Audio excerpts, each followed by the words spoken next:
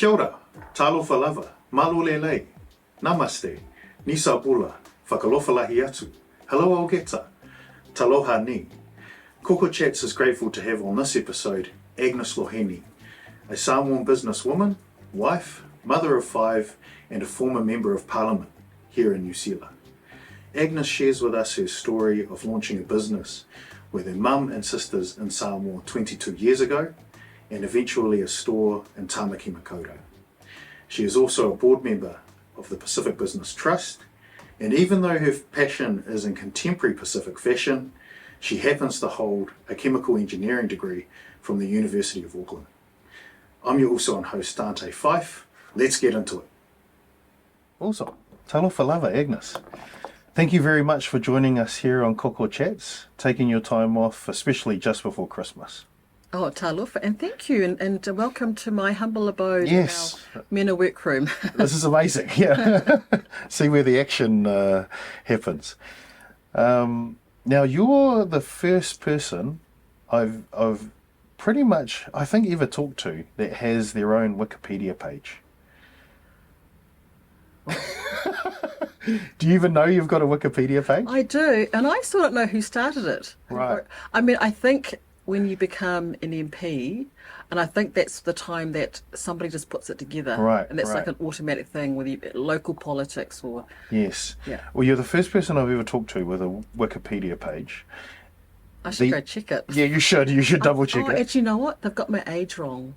Oh. It's 1972, and I said that one time. Someone's put 1972, and I said to my husband, well, I'm not going to change that because I'm actually 1971. Right. So they've made me a year younger. Shave off a year.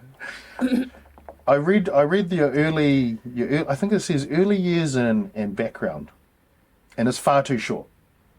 It's far too short. But it said that you were born in Auckland.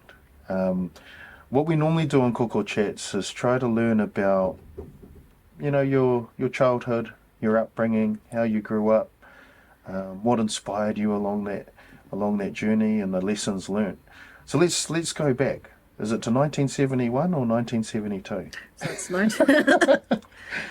it's 1971, and actually I was born in a hospital which is not there anymore, but it's actually not too far from here. So our Greyland office. So it was in Mount Albert. It was called St Helens Maternity Hospital or St Helens Hospital. So I was born there, and the reason why there was that my parents were living with my auntie and other family in a state house in Mount Albert, or Wairaka, the area, and so it was a sort of a state housing area, and that's where I spent. Like when I think of childhood, I always think of that state. McGee and Close was the street, and Ronnie Clark's family was on the back there. Wow. And so it was state houses, and there was like this green. To me, it looked big enough to be a rugby field, but actually, when I went back later, it wasn't. It's a bit of a green here, and then the state houses were around. And so I just knocked around with all the neighbours. And so this was a 3-bedroom state house that had, obviously my parents moved there, I think, not long after they married. And had my grandmother was there for a time, my mum's mother from Samoa, and she was blind. And it had my cousins, couple aunties and uncles, and it was sort of the home where, as the wave of families came through, that was the place that, you know, they would come through and we'd all pack in there. And then when, you know, families were in a position, they would move to their own place. Some of them moved out south, some moved to, you know, GI, some moved out west. So that home for me, like, it was crowded. You know, there could have been full of cousins. So my mum and dad, myself, and 2 of my sisters, because our younger sister was quite a bit, she didn't come too much later. We slept in 1 bedroom, and I remember that so vividly. And Fighting,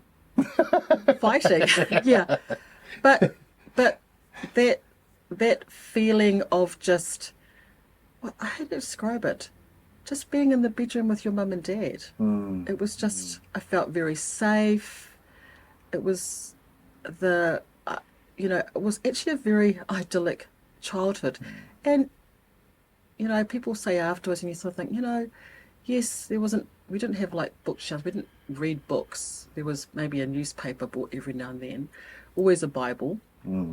And, lots of cousins. I mean, that was fun. You had your cousins to play with all the time, and there was a constant stream. And also, other family would drop off their kids so that they could go to work. Right. So there was like extra It's almost like kids. a daycare. Yeah, it's a daycare.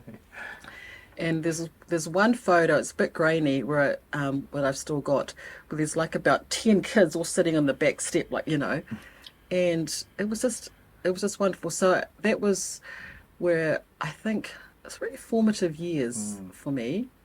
Just everything was about family, and so I've had those close relationships with my first cousins, who are now raising their own families and are now grandparents and things. And but also it's the place where my grandmother, and although she died, I think I was about 15, she went back to Samoa, she wanted to pass away there.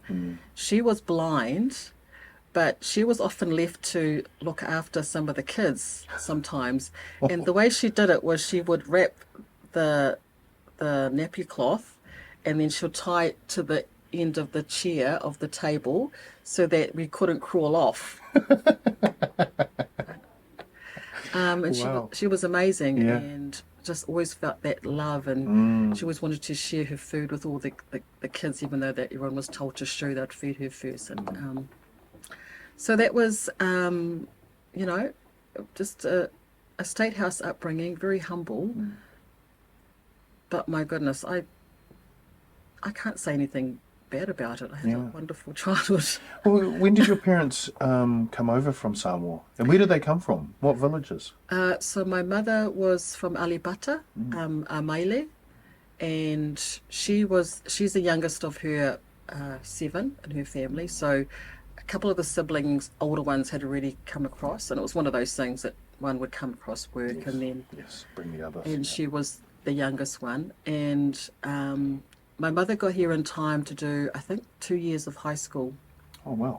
So And she went over early, yeah. Yeah, so she got, I think, 15. So she did about 2 years at Marist Sisters College in Mount Albert, which is where she sent me. Right. Yeah. And my father came over, he was earlier, he was about 13. Okay. So their family had come across a bit earlier. My father came across on the boat with a couple of his siblings. Yes. And his mother and father had already flew over with the youngest.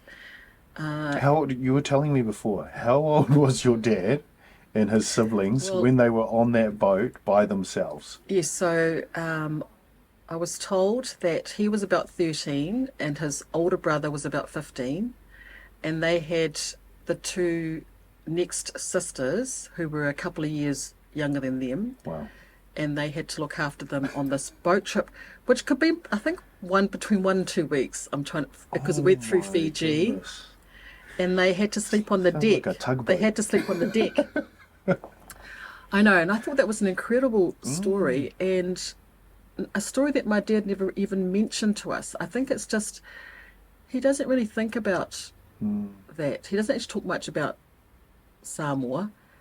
Just one story resonates was he talks about his dog, where the coconut fell and hit him and he died. His pet dog. Oh no. Because my dad's a dog lover. So Yes.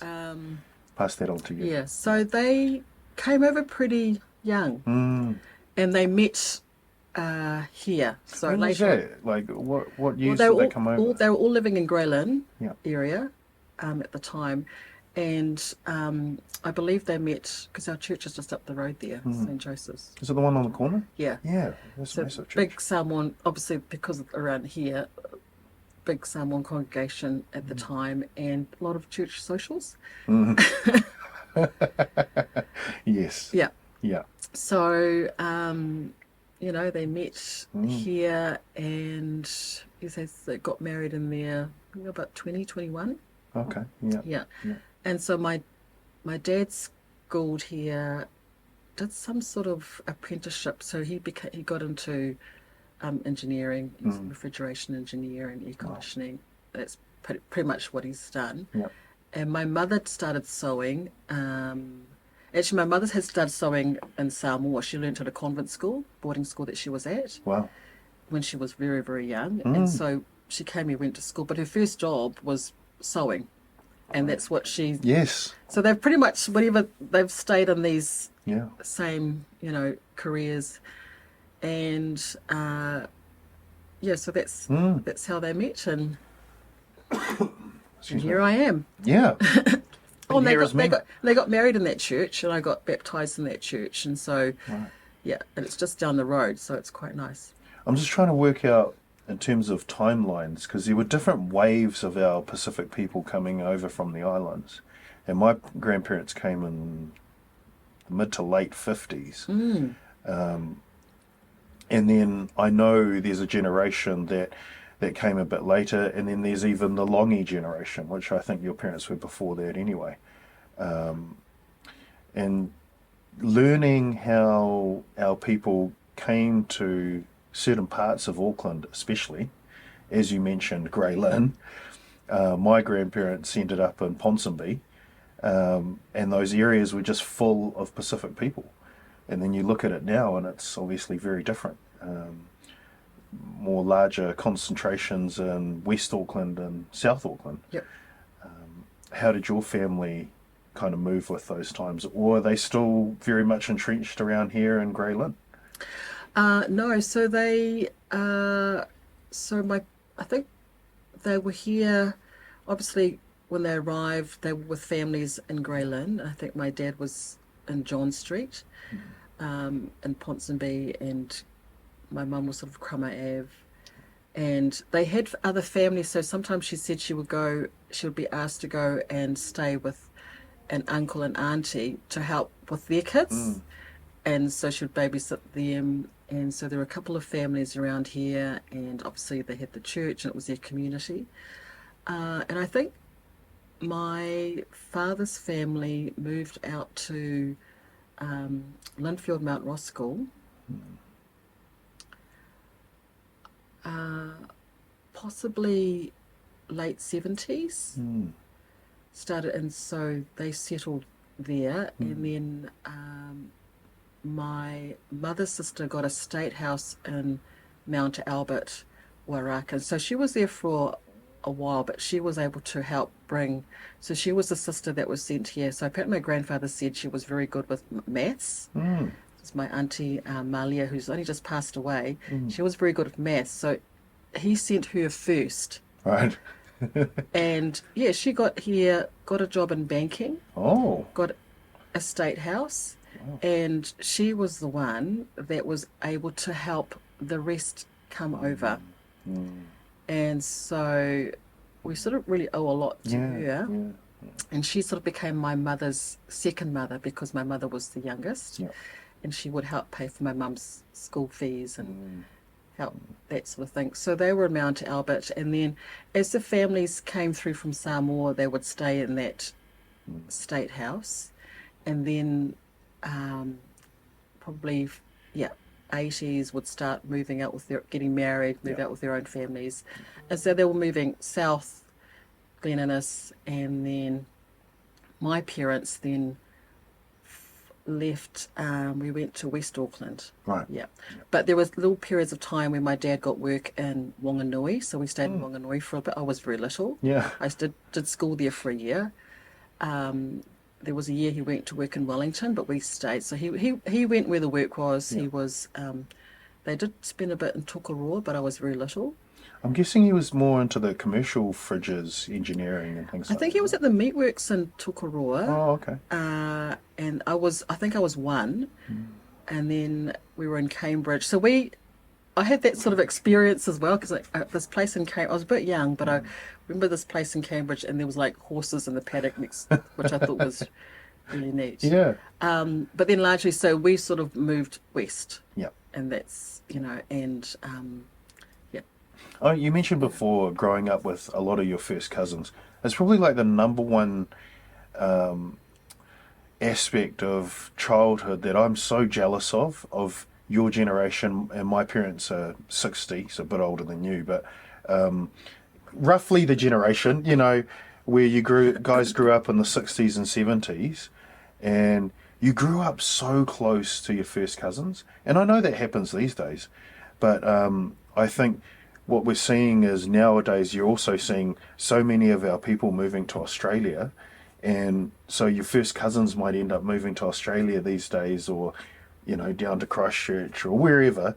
But there's a lot more travelling happening maybe these days in terms of family units, that I do wonder whether or not as many of our Pacific people are growing up with their first cousins. But where I'm going with this is that my mum is very close with her first cousins. They're almost like siblings.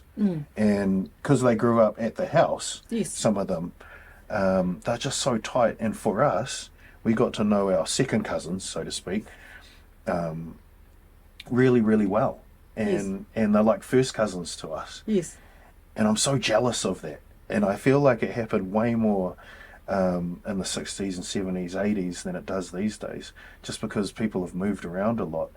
A lot of our people have taken up opportunities to play rugby overseas and things like that.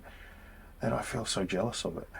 Now, you mentioned your father didn't really talk about Samoa, and it's a real shame. Was there something deeper there, that he just wanted a fresh start in Niu Sila, and he thought, oh, that's in the past, I don't want to talk about that stuff? That definitely, my father's very interesting. I think he was probably the one that really probably insisted that we speak English. Obviously my parents, because I'm not a fluent Samoan speaker, and it's just my father. Knowing him now, is that he would come here like, no, we're in New Zealand, and we want our girls to get ahead, and they need to be good in English, and so that sort of became the focus. And we went to a church that didn't have it was Samoan congregation, but that was in English. It wasn't one of the where they did the mass in Samoan or church and that. So it was very big on education, and very ambitious, but he was ambitious for us, and I don't think he had a negative experience in Samoa. He was this, I think it's just more, no, we came here. Yeah. We've made this trip. And, and you think about it, their families would have come just with literally the suitcase. They've got some family here that they can, but they just, what a gamble, I think, to come here to a country that's cold. But they knew that this is where the opportunity was going to be, and key to that was education. And my dad was always talking, doctor, lawyer, like the big. That's what, and it was just, we just knew it. Yeah. And so he was very ambitious for me, and I feel really quite emotional about that, because they sacrificed a lot. He worked hard. He often worked Saturdays, so 6 days a week. He'd be gone before we got up, and he'd come home, late, and dinner and bed. It was long, long days, and it was just all for, for us to try and get ahead. And so I don't think it was, if I had ask him about Samoa, he would sort of talk about it, but it's almost like, oh, our life is here. And so when he was 13 when he came here, well, he's lived his whole life here. And my dad's been in, what do you call it? He's worked in, sort of tradey type, in that sort of sector where the language can be a bit rough. Yes. Yes. Trading speak. Yes. Yeah, trade. And he's got that real sort of Kiwi. My mother didn't, but he's got that because he's been around all these, other workers and stuff his whole life, and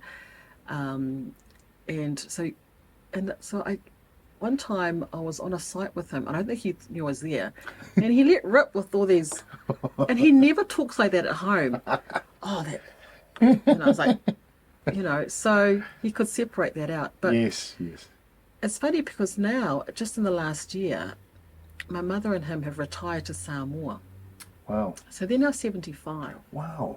So they came here as teenagers. 15 and 13, right? They came here as teenagers, and they've lived and worked and raised their kids. And he retired just before COVID. Wow. And the retirement wasn't good for him. He didn't like. No. I mean, he lived like when you work 6 days a week like that, you just go a bit, And he was staying with my sister, and she was trying to find him jobs to do around the house. It was driving him crazy.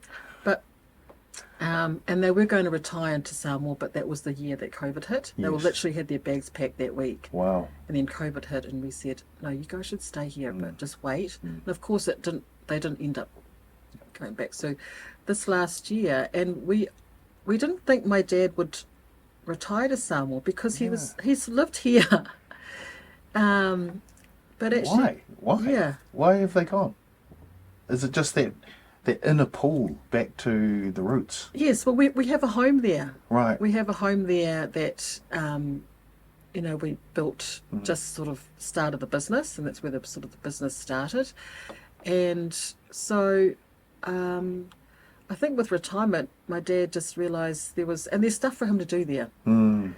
So him and Mum have now formed a routine with because it's just the two of them, and they haven't really had that. Yeah. They have a routine. Yeah. They have lots of jobs to do around the house. Yes. And they sit on the deck, have their vailima, make the dinner just for them two. Yes. And then they have a really early night, because sometimes we call them and I go, "Hi, Mum, what are you guys doing?" "Oh, we're in bed." It's like 6 o'clock. Oh, and they're looking really good. Mum was here recently for a bit, and they're looking really good. And for us, for my sisters and I, because I've 3 sisters, is that as long as they can live independently like that, and they come back and forth, but that's good, because once they get to a point where they need some more support and care, then they'll have to come back and live with. So you might as well just stay there. They'll have to come and live with one of us. Yes.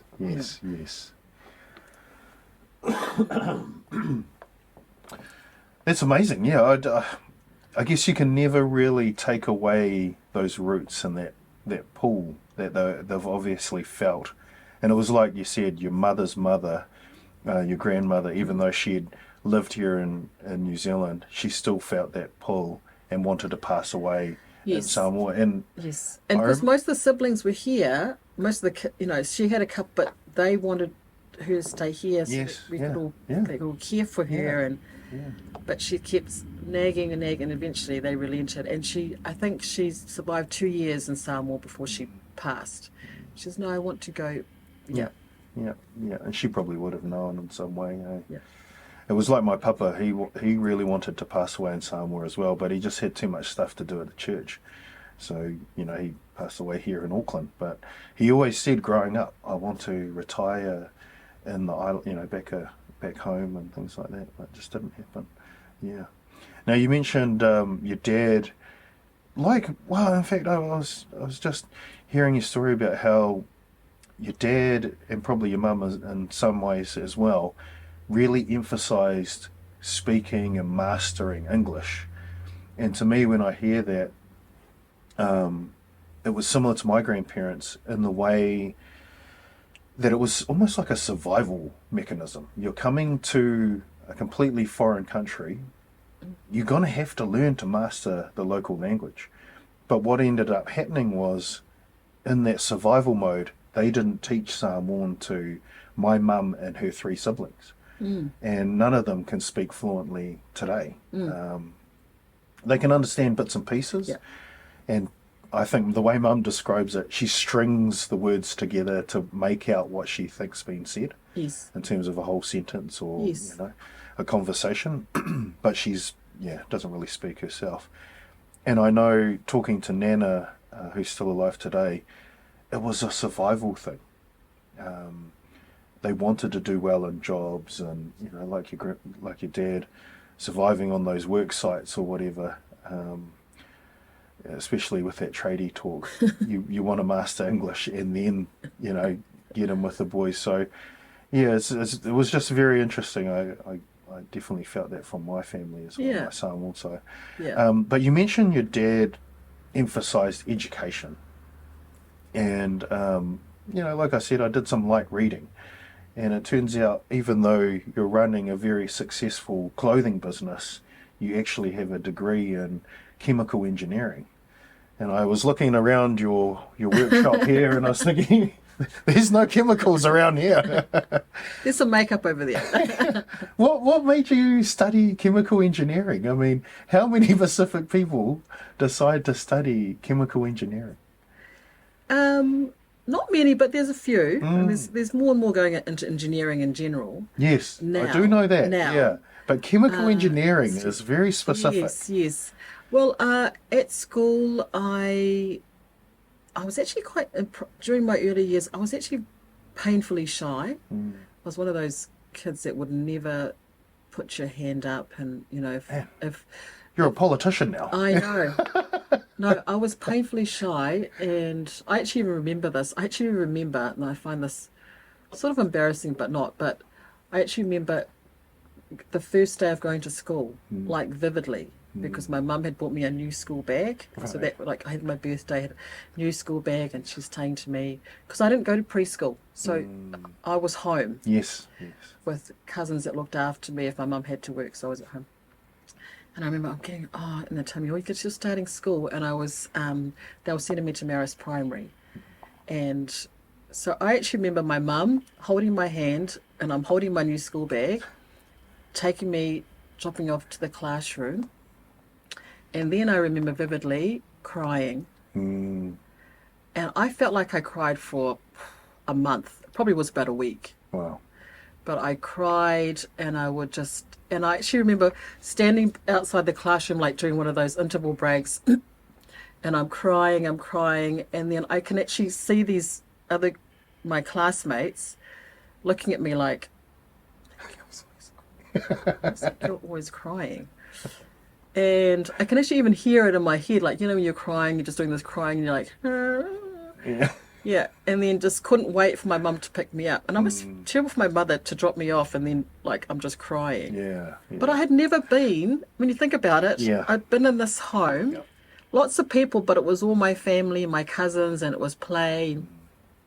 And everyone was talking, still then, Samoan was the main language. So I actually knew more Samoan very, very early on. And then I'm dropped, even though the idea of school was exciting, then I'm dropped to the school, which was mainly white. Yes. And there was I think there was one other Samoan girl that started. So it was mainly white, Catholic school, and didn't know anyone. And it was just a fright to me. Yeah. And so I was painfully shy. Eventually, over time, I sort of wasn't, not really till late high school, to be honest, because even those projects where you're told that you've got to give a talk, right? And I would try and will myself to be sick, and sometimes I succeeded, and I said, I'm so sick, only to get there, and then the teachers decided that you can do it that day. And your mum would have seen right through it anyway. Yeah. And so I was a fairly moderate student, very studious. I was one of those kids that did not want to be in trouble. So there were a couple of Polynesian friends that used to get into a bit of trouble. Not bad, but And I was like, oh no, I cannot get my mum, my dad. I cannot get into trouble.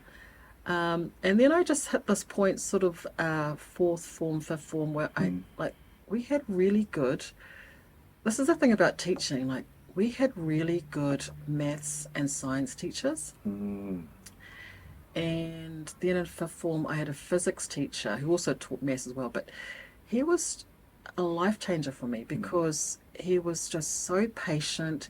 He really wanted you to understand it, so he would describe it so many different ways. And he never thought you were dumb, and you would take, if you had a question, and I just started doing really well at physics. I know. And we had a great maths teacher. Wow. So these were the subjects that I just did better in.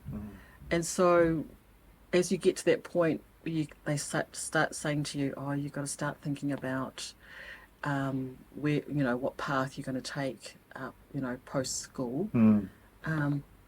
Well, had it really been ingrained to me by my dad that I was going to university? Yeah, right. Yeah. There was no, I sort of think about that now. There's no other option. There was no other option. So I knew that university was going to be there. It was just what was it going to be? My father was sort of initially thinking law, accounting. He had this thing about lawyers. Lawyer, you could be a good lawyer. Or you could be an accountant. So I thought, okay, engineering. And so I was sort of like, well, I tend to be stronger in these areas. I was fine in the others, art subjects, and so when you looked at it at that time, the options were Bachelor of Science, engineering, medicine, probably that sort of area. And so did a couple of those career things where you go to university, have a look, and you have people coming to your school. And so I thought engineering. Yep.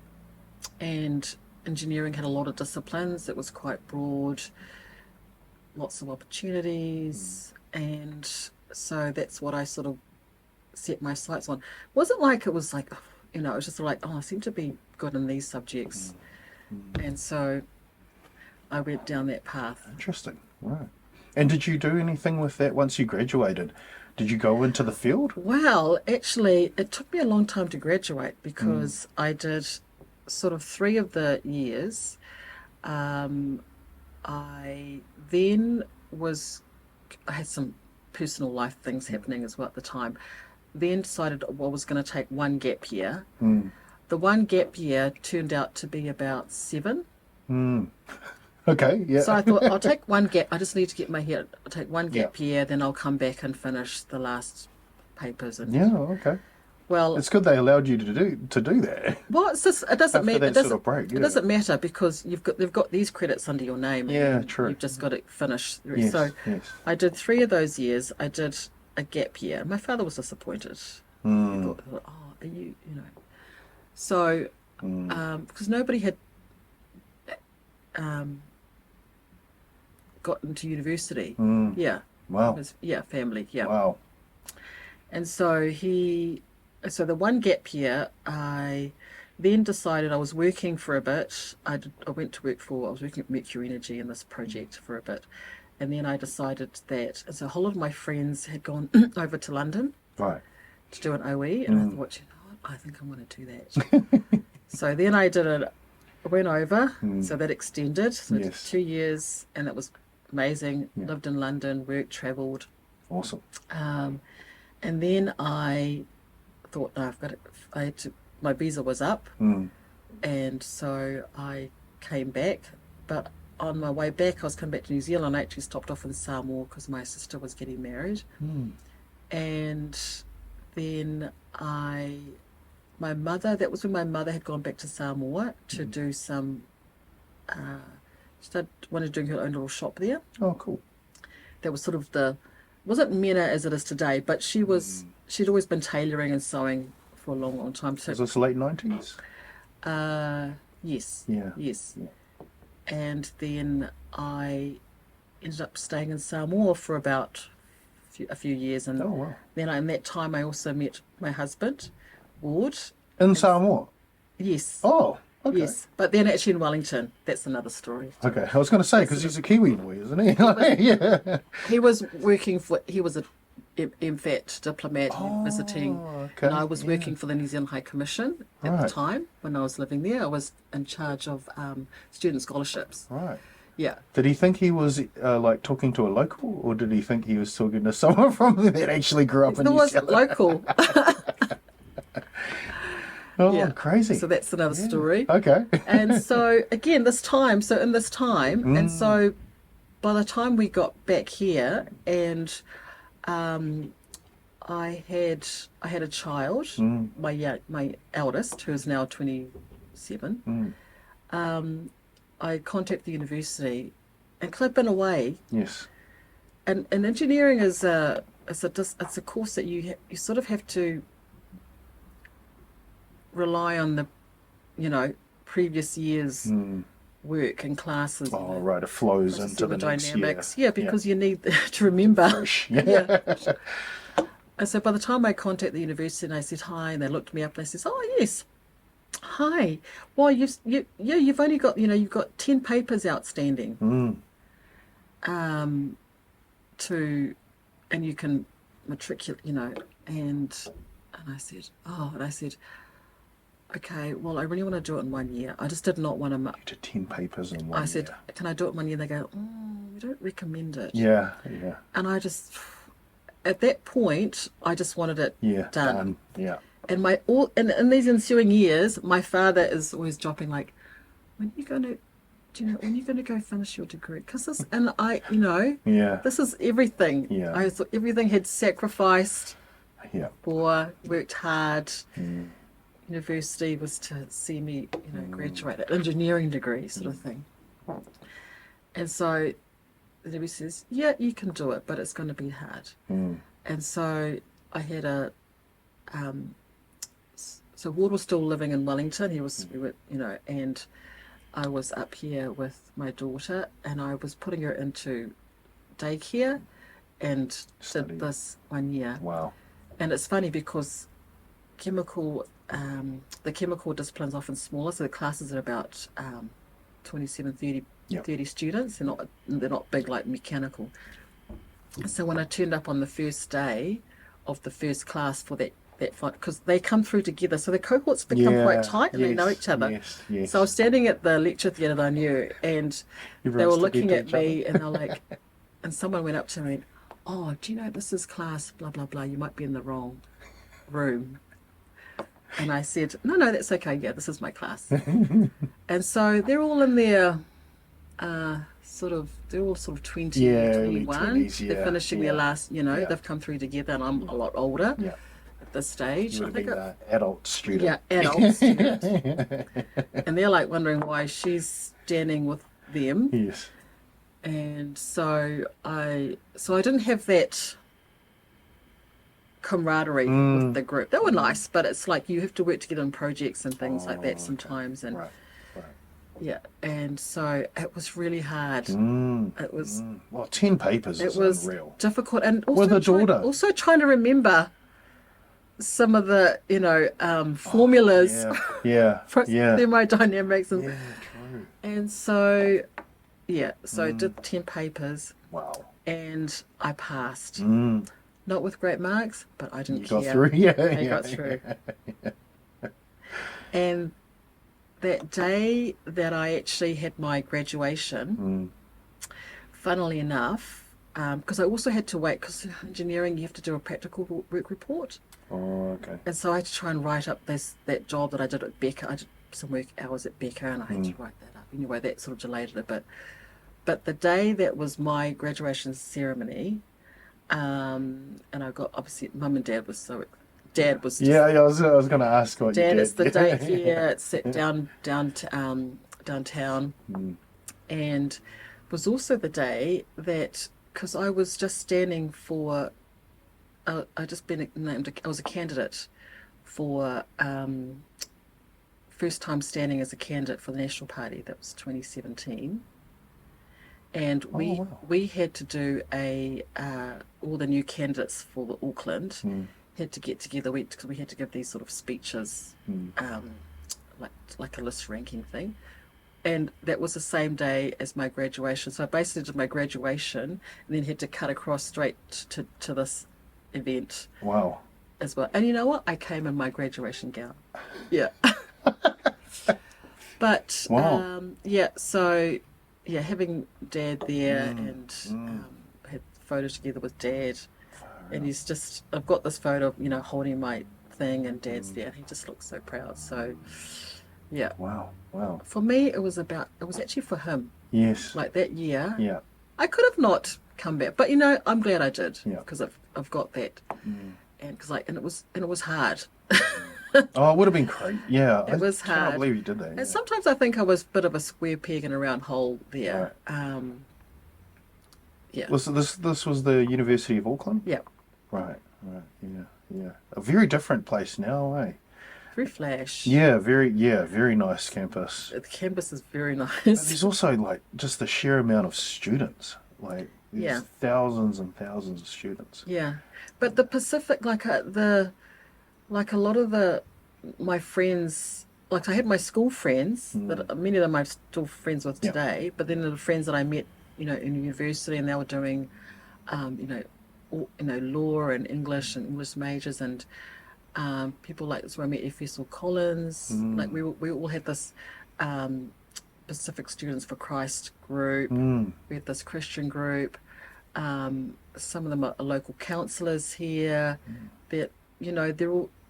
These are our leaders in the community, and I was with them at university. So, and it's sort of interesting to see that was that wave. Yes. A big wave. So there were others that came before us, but that particular cohort, I see them now in such. Wow. It's wonderful.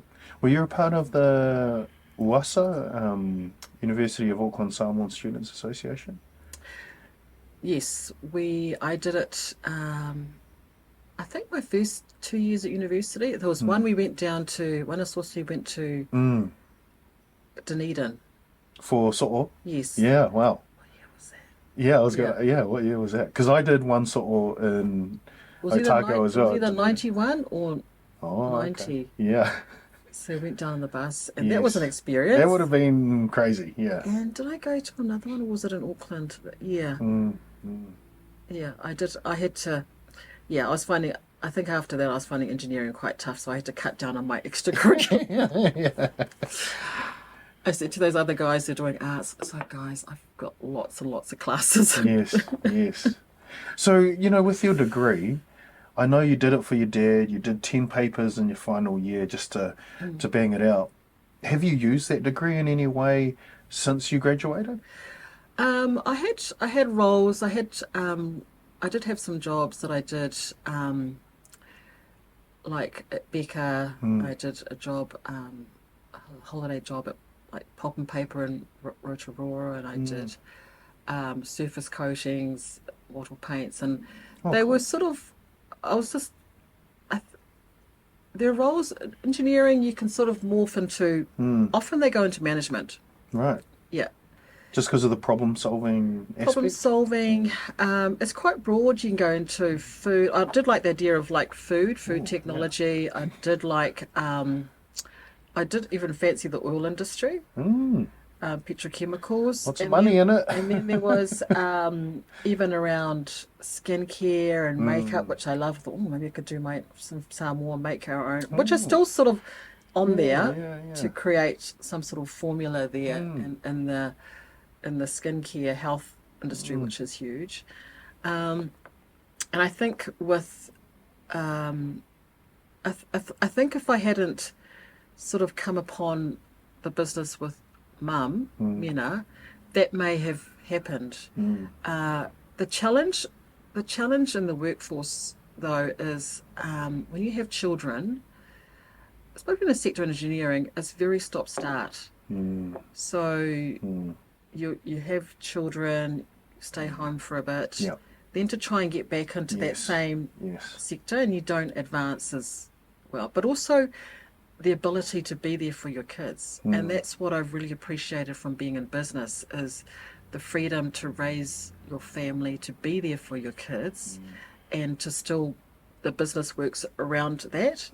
Whereas in a 9 to 5, and it would have been very demanding, 9 to 5 job, trying to pursue this in a some sort of engineering or management role like that, it would have been harder. Not impossible, but I guess the balance it out is like you've got the flexibility when you're running your own business to be there for your kids. You've five kids, so you've got that flexibility, but at the same time, business is tough. How are you able to make enough in that flexible in those flexible hours to survive and thrive? As a business, it's so hard. You never make enough. Yeah, that's the thing.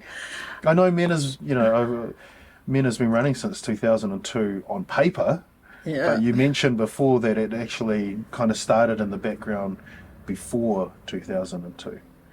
Yeah, so it's so when Mum wanted to go back to Samoa and build a home there, because when we went back and forth, we would stay with one of the family, one of her sisters who stayed there. But she always wanted to have a home in Samoa, and so got a mortgage, and my dad was still working here and would send money over. My mum was working there and opened a little shop. From home? Yeah, from home, but then she opened one sort of near town. Oh, okay, So yeah. it was she had a cousin that had a supermarket, and they said there's a space Heck here. on, yeah. You've got a supermarket, but you can put a couple of racks. That's what you do. And she wasn't making what we do now. She would just sew like work clothes, just get fabric and sew. And but it was sort of time when I was coming back from the UK, and so she and one of my sisters were in Samoa and they were doing this. And then when I got back from the UK and I'm going to help them out for a bit. I thought I'd help them out for a bit. Started to look at it and realizing it was really a struggle for them every month to meet the mortgage payments. Right.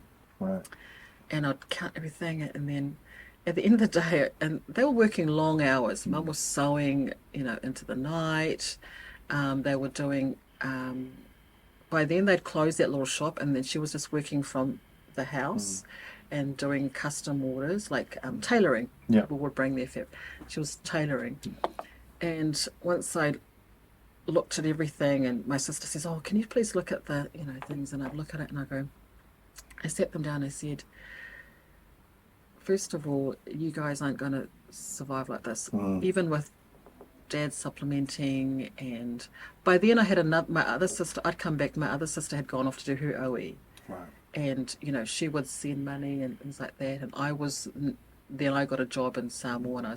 But I said, these aren't going, it's a struggle every month to meet these payments. And I said, first of all, Mum, you're not charging enough. Right. Do you know what tailoring? Do you know if you go to a tailor in New Zealand or anywhere? Like you are making something for that person, and you are literally the best top dressmaker. Everybody, like you're perfect. She was, she could look at something and just whip it up. And I said to her, "You're not." And this was the issue we had with our mum, was she devalued her work. Do you think that's common in the Pacific business community? Yeah, absolutely. It's like, just because it's Pacific doesn't mean it have to be cheap. Yeah. Like, and so after a little while, we sort of morphed it into this, moved it away from tailoring. I said to Mum, if you can't bring yourself to change your prices there, we're going to design our own here and put a price on it and then sell it. And so in Samoa, or we were just in Samoa. Right. We were only in Samoa. You didn't have the capacity to do it out. You had to be very local. So my sister and I started printing fabric, which I'd never done before. But I'd done art in school. I knew. We started hand printing fabric because everyone does over there. They use those printing blocks, or they use stencils, or you hand print, and we just learnt how to do it. Like, and then you set it and things like that. So we'd print panels, just turn that off, and then we'd Mum and Jackie would cut up and make things, and then we'd sell it. And soon enough, people got to say, "Oh, hey, these guys are from their home," and they'd come to the house. And then after about a year, we sort of thought, we need to take a gamble. Should we open a shop in town? And that's what we did. And so we say that was the year. And so we got like a 40,000 tala, or was it 30,000 tala loan? Bought some fabric. And just stuff to sort of furnish the shop. Right. So Dad came over and knocked our racks together, and we painted the space. And then and by then my other sister had come back from the UK. My younger sister, Charlene, was still at school. Right. So she'd come home after school and was help out and to do a little bit of sewing. Yeah. And so we were all there. So we had the workroom, and then the night before the shop opened, we were like, oh my God, we were like nervous because we were like, oh, what do we price this?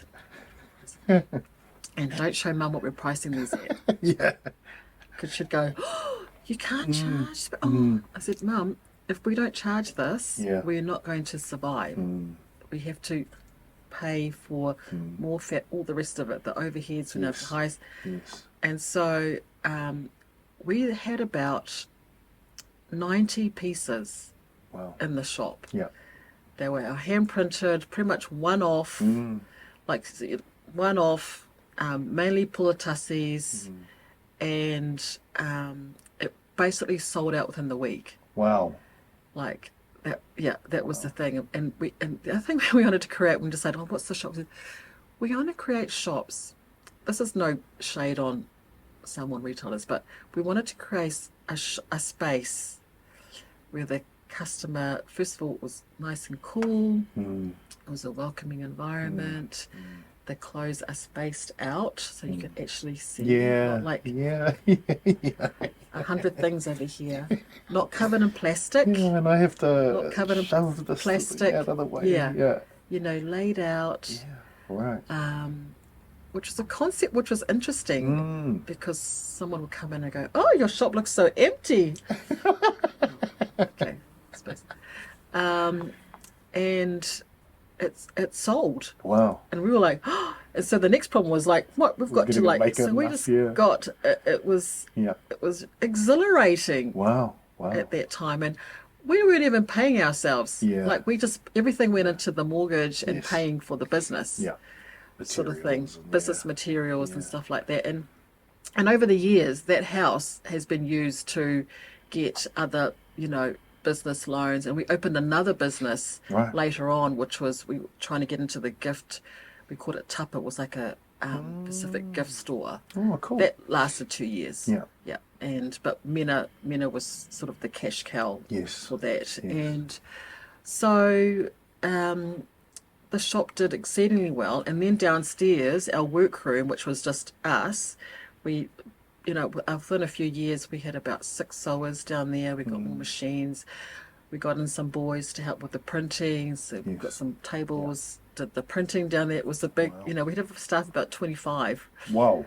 So it became a big operation. Yeah. A proper, And again, it was just the local market. There was no such thing as online. We could email, but we had that slow, what do you call it? Telegram. Internet. dial up. Oh, dial up. Yeah. Dial up. Yeah. There was.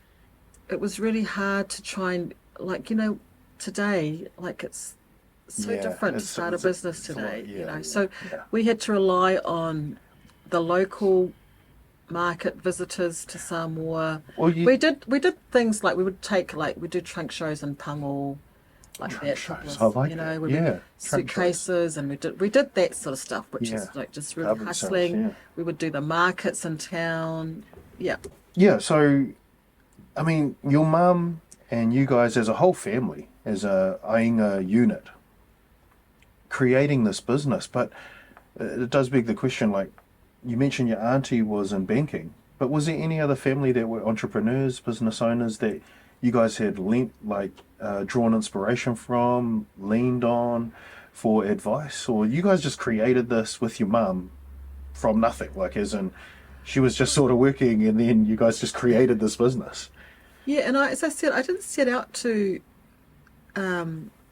be in business because actually my dad never even spoke about business growing up. It was always to get a level of education to then get into one of the, a top career role, either law or whatever it was thinking. So it's funny because in our home, my mother was sewing.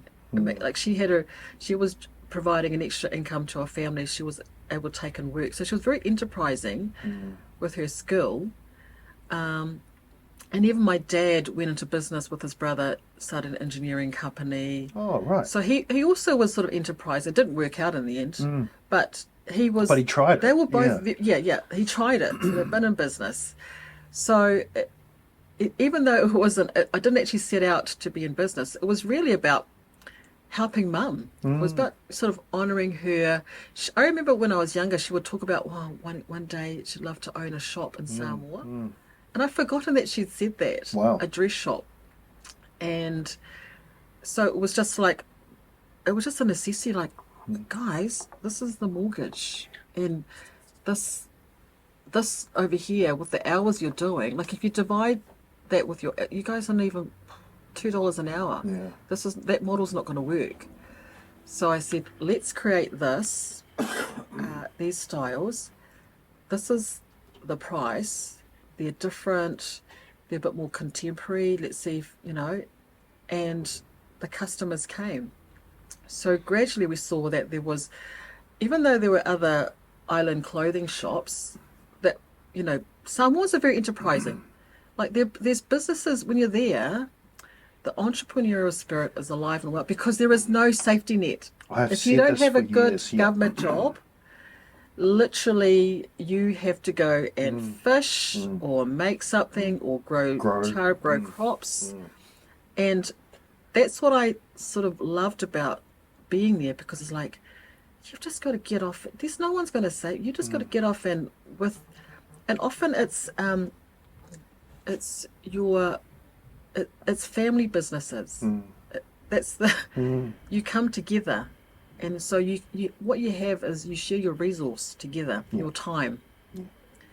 And that was it. Like, this is a necessity. So it wasn't like, gosh, we've got to do this. We've got to pay the bank. That was it. And what do we have? Well, we can sew. Okay, we've got some. Okay, I did engineering, but I'm sure I can figure out this the book side of things, and look for the opportunities. So as we progress, we started to see, right, there's clothing shops, there's markets here at this price point, but actually, because we were raised in New Zealand, we were raised like we wore balangi clothes growing up. We were some families that would have the church clothes, island clothes for your church and things like that. Mum would sew clothes for us here, but it wasn't island clothes. It would be just balangi clothes. But as we grew older, we were like really wanting, you get to that point where you want to get more into your identity. It's the whole thing about your identity. And to really be proud of it. Because I wouldn't say we weren't proud of it younger, but it wasn't a thing. Whereas as you get older, you're like, I'm actually really proud of my identity. And living in Samoa did that. I was like really proud. I became, even though I didn't grow up there, I was like, I was so proud. I was so proud to be Samoan. But the clothes, like the way island clothes, my sisters and I were like, we just tailored them for us so that we could wear them in our everyday lives. So they're a bit more contemporary. Yes. And as we did that more, we saw that there were actually a whole other market of women. They were like, actually, I like that. I go overseas for meetings and here, and so we wanted island clothing to be like mainstream rather than sort of put a niche for those island gatherings. Yes. And so we were like, so when we make clothing, and especially in that's a whole nother thing, was trying to start a Pacific brand in Auckland, is the industry here sort of takes a nod to European styles, which can often be very dark. And so island clothing is seen as exactly that. Oh, it's quite island, it's niche. You guys wear it. Oh, it's so colourful. You guys are so colourful. But we've decided that actually we're not niche, and our market is Pacific. 99% of our market that buys is Pacifica women, and of that probably predominantly Samoan. And for us, we're like going, no, we're not niche, we are mainstream. This is mainstream for us. So we're mainstream, And so we want to create styles that fit in with a community of Pacific women that don't actually live in the islands anymore. They're living in Australia, in New Zealand. They're now second, third, fourth generation who haven't got that connection, but now they're like, this is a way that can help with their identity. So it was really about our identity, because we live that sort of hybrid, you know, raised Western, but really proud of our heritage, of where our parents have come from. And of course, they're living in America now, who second, third generation, who've never probably even travelled to the Pacific Islands, but this has become really, really big. And actually the sector as a whole has gotten bigger. And now with now that we can sell online, and you know, everyone else can see it with, you know, the Facebook pages and all that sort of stuff, so now you can reach more, whereas back then we just had whoever was in Apia at the time.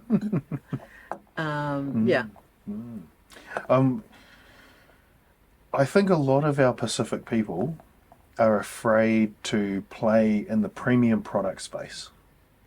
They're afraid to play in that space. And I was thinking, I've got my MENA shirt on right now, and it fits really well.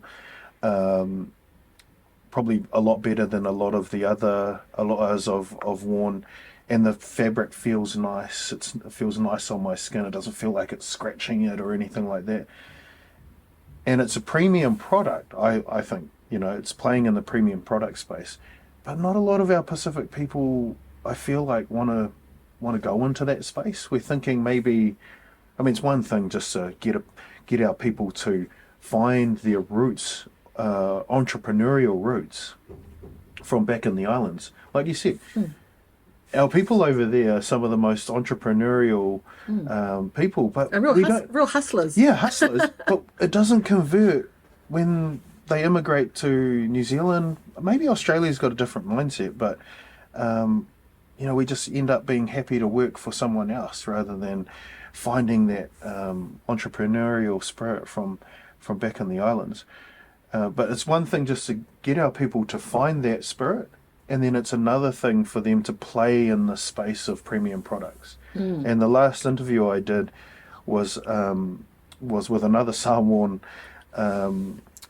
Pacific entrepreneurial woman who is playing in that premium product space as well, with her taro and green banana chips, and going into supermarkets at a premium price, at a premium level.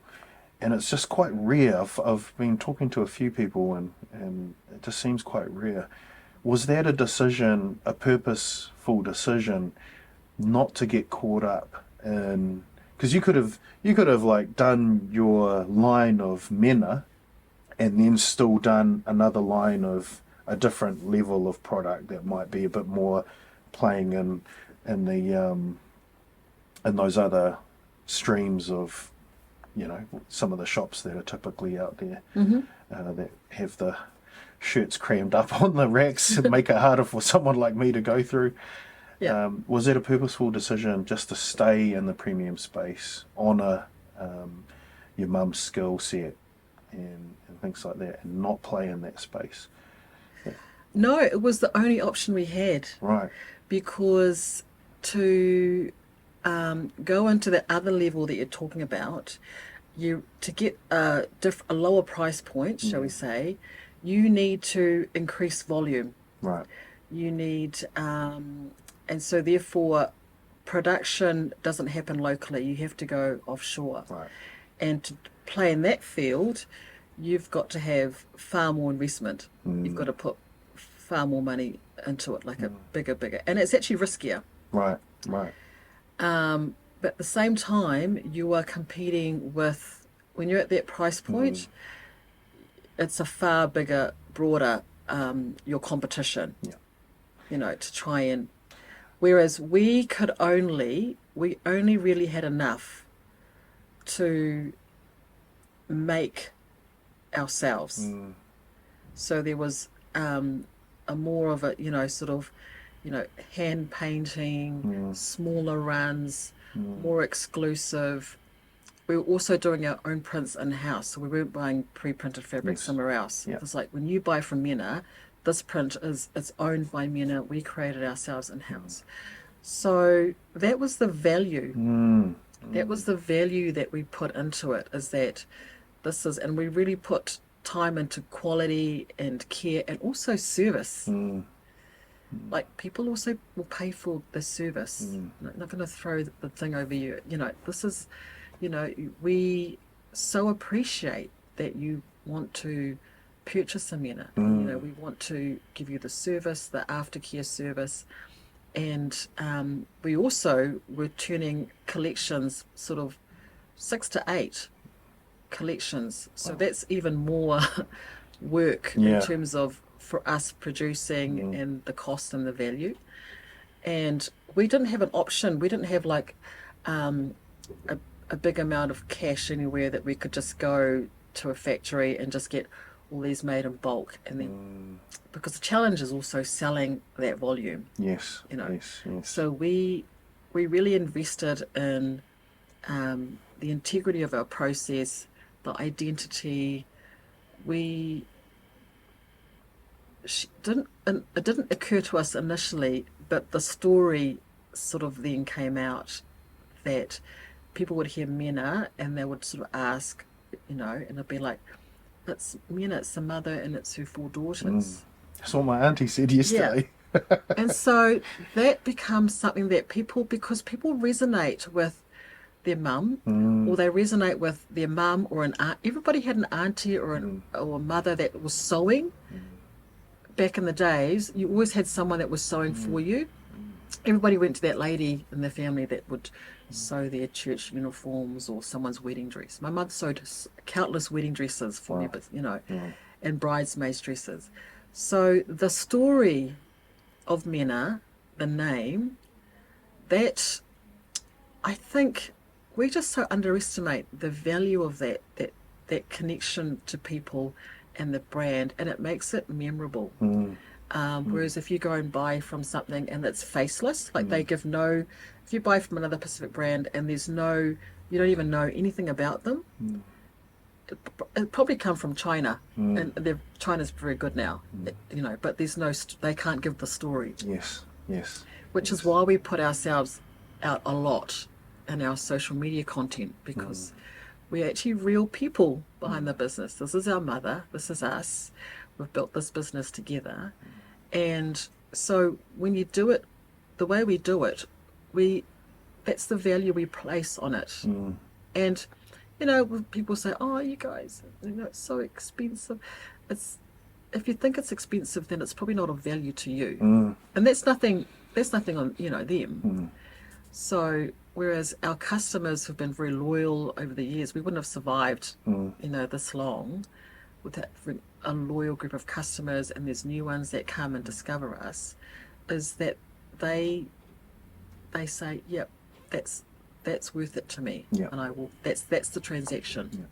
Well, I think MENA proves a few things, but MENA proves that there is a market within the Pacific community for premium products, and it's just such a bad stereotype that Pacific people can't afford premium products. You know, it's clearly rubbish. That's what MENA proves, is that assumption is rubbish. But it's also about, it's aspirational. It's what, you know, and I love it when I see, because we had graduation, as you know, people come in, and I'll see a father bringing his daughter in to get her dressed to wear on graduation day. And it's like, it's elevated that we just feel like so honoured that you would choose MENA for something like that. You know, they come in to get their mother's 80th birthday dress.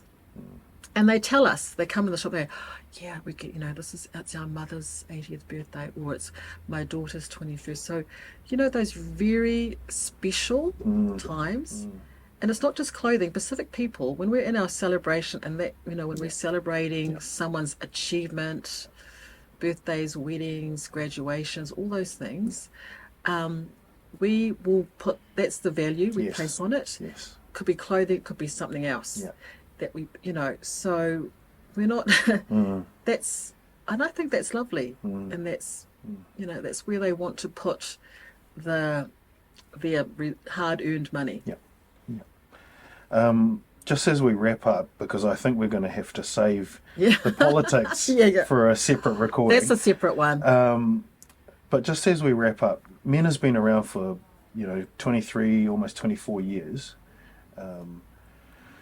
What's some of those biggest lessons that you've learned? You mentioned before $30,000 loan, tāla loan in Samoa.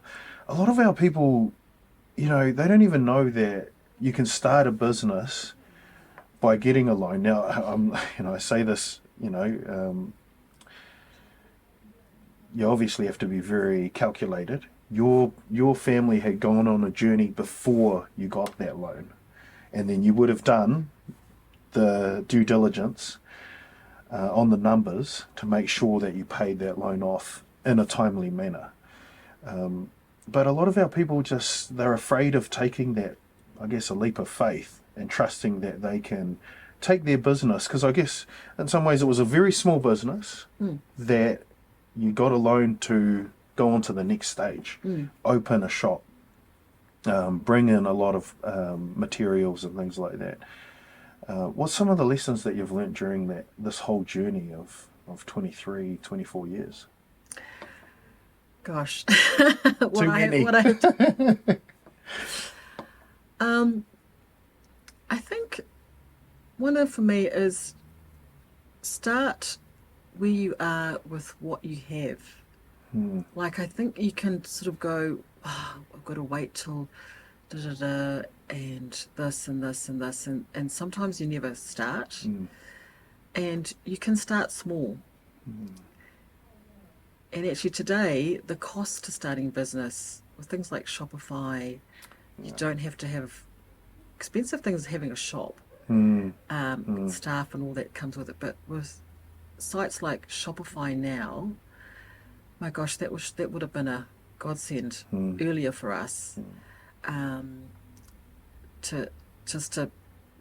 You can test a lot of things without costing you. So you can actually have a job. You can still hold on to your day job and just start testing some products. Look at marketing.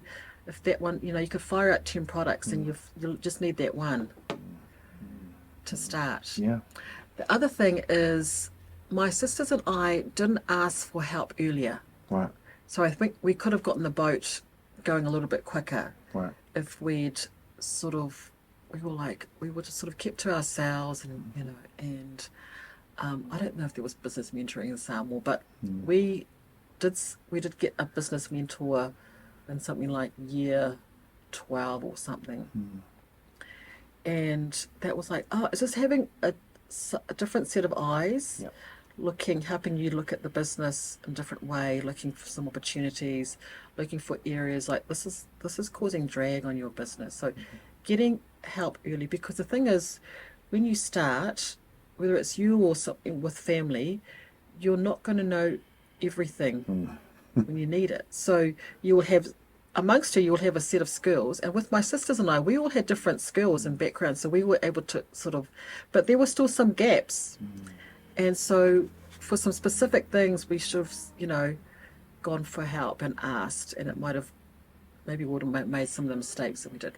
Like, you make so many mistakes. This is the thing, is that you can't be fearful of making mistakes, because actually it's what you learn from. Yes. You learn from that. And so getting some help, and we got mentors for different times for different stages of the business. So somebody will be good for this season, and then someone else for another season of your business. So don't be afraid to ask. And generally, 9 times out of 10, if you ask help from people, they will say, yeah. Or they might say, well, I don't know, but I know someone else who's, people just use the networks like that. So we probably could have done that far sooner. And the other one is that embrace the hardships of it. That's where the most learning comes from. Like, we've had, I don't know, probably count 5 times we've sat together and thought, gosh, can we really go another year? Like it's been, we've had all the seasons of hardship, economic downturns Yes. as well, which are obviously factors that you can't control. But we've ridden different waves, and we've been up and down and up and down, and you think you're going to have a heart attack, but it's that's where your learning comes from, and you just try and fix those bits in the business, and put out another fire here, and stuff like that. But for us, the strength, really our longevity, comes down to us just being a family who just stick it out with each other, because from time to time one of us is off having children, Yeah. and so the others can carry and just pull in, or I'm just not feeling like it this. So you're pulling together because we have this shared, we're just carrying on our mum's vision and her legacy. And it's about identity and empowering young Pacific women, to feel proud of who they are, and they can wear their identity if they want, but it's not even about the clothing. It's just be proud. And our stories are beautiful, about family and coming together. So I love that effect that we have a workroom in the shop next door, and we can hear people talking about why they've come here, and I just feel so, because something special happening, and there's so much to celebrate. That's what I love. It's just really positive. Yeah, it's such a strength of our people, and for your family to create a business that's really survived, and done really well for 20 plus years, it just speaks volume to your strength as a family. The bonds that you guys have, because some people might not want to go into business with their family. Yep, and we hear that a lot. Yeah, exactly. But and filling gaps and helping each other out over the years. I mean, there's such a strength of our people and your family. Yeah. But whaftai lava, Agnes, for being on Koko Chats with us this episode. Well, thank you for having me. We'll have to save the politics for another episode. Oh, yes. Probably, actually, it'll be a lot better in terms of timing as we head into election year 2026. Watch the space. Yes. I can't wait to talk about politics with you, but like I said, whaftai lava for your time, for sharing your journey, your learnings, your tips and tricks, and your pearls of wisdom. Okay. Thank you very much. Pleasure.